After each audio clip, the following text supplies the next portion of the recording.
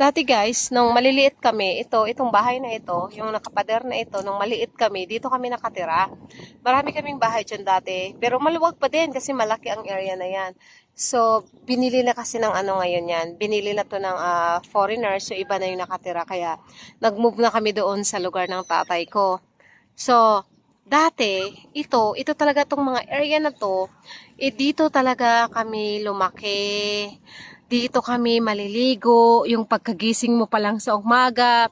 So, sa una guys, no, ito, tinuod ni siya, no, sa una, dili jud uso ang kuan, dili uso ang CR. Kaya sa una, diri may mga ligo sa dagat, pero dunga na ana ang kuan, diri pud mi, diri pud mi mga libang. So,